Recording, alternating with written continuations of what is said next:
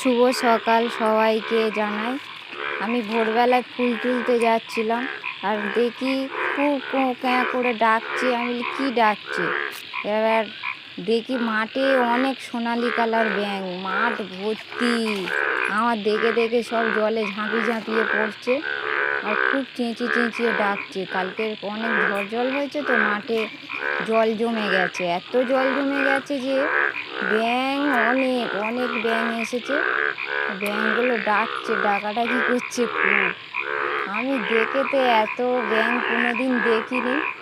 তো সব সোনালি কালার, কি সুন্দর জল জল করছে ভোরবেলায়।